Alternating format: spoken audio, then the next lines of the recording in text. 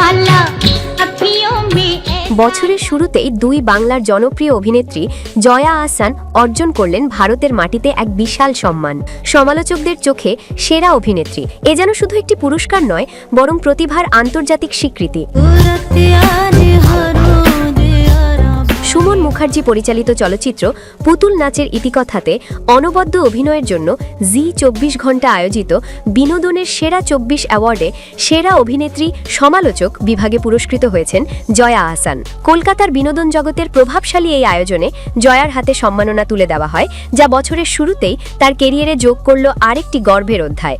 মানিক বন্দ্যোপাধ্যায়ের কালজয়ী উপন্যাস অবলম্বনে নির্মিত এই সিনেমায় জয়া ফুটিয়ে তুলেছেন গ্রাম বাংলার এক চিরচেনা কিন্তু ভেতরে ভীষণ শক্তিশালী এক নারীর চরিত্র।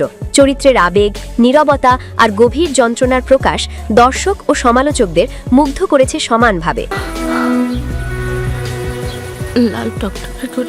অনেকে ইতোমধ্যেই একে বছরের সেরা পারফরমেন্সগুলোর একটি বলে মনে করছেন। এই সিনেমায় জয়ার সঙ্গে গুরুত্বপূর্ণ চরিত্রে অভিনয় করেছেন কলকাতার জনপ্রিয় অভিনেতা আবির চ্যাটার্জি। গল্প, অভিনয় ও নির্মাণ শৈলী মিলিয়ে পুতুল নাচের ইতিকথা দর্শকদের নিয়ে যায় কয়েক দশক পেছনের এক বাস্তবতায়, যেখানে প্রতিটি চরিত্রই জটিল ও জীবন ঘনিষ্ঠ। পুরস্কার জয়ের খবরটি জয়া আহসান নিজেই শেয়ার করেন তার ভেরিফাইড ফেসবুক পেজে। তিনি জানান, এমন একটি বড় স্বীকৃতি পেয়ে তিনি অত্যন্ত কৃতজ্ঞ ও অভিভূত। জয়ার ভাষায়, পুতুল নাচের ইতিকথা তার অভিনয় জীবনের অন্যতম বিশেষ একটি কাজ।